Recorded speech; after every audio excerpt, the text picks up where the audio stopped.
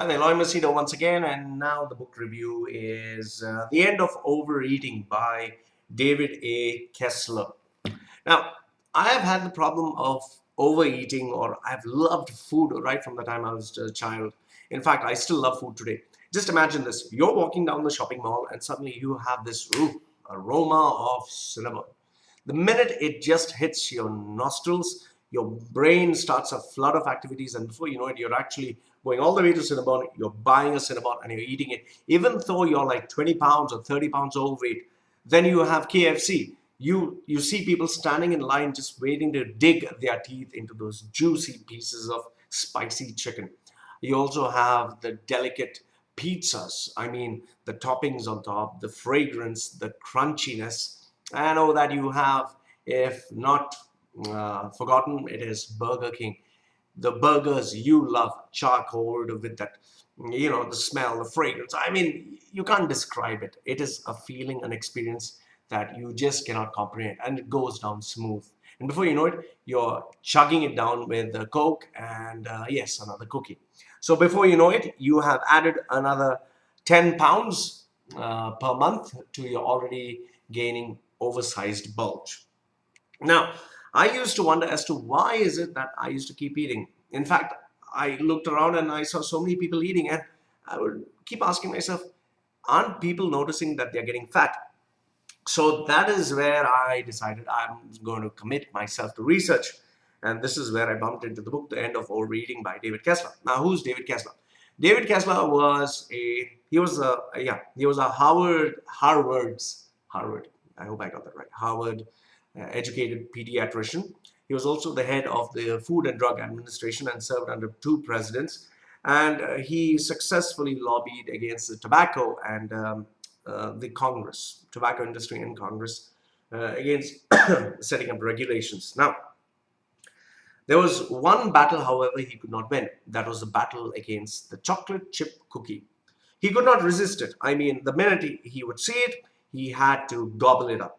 So, which is where he started to do research himself and found out that there are a lot of things going on with the, what do you call this, the food industry that is not correct. So here what he does is he presents a book brilliantly stated in six different chapters, six different parts, with each chapter being around 2 to 3 pages. I mean, really easy to understand, simplified English that anybody could relate to.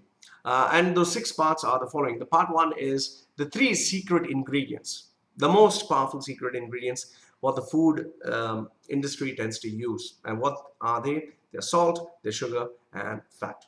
The second one is how the food industry chemically manipulates and engineers food so as to make it totally irresistible. Part three is how we get trapped into the vicious cycle of overeating constantly. Part four is theoretical tips how you can overcome this addiction. Part five is how you can actually stop overeating. And part six is the end of overeating and the challenges that lie ahead. Some of the tips that he has given, which I am actually following, if you want, that is.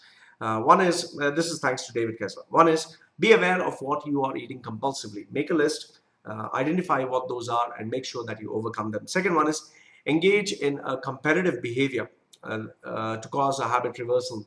If you want to succeed in something, you need to have a competing habit.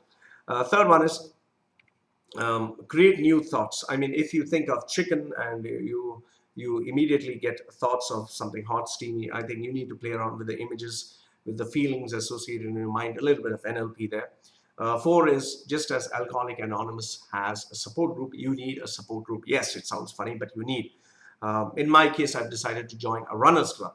And part five, create rules to guide your eating habits, because if you have rules, you know when to eat, what to eat, and how much to eat.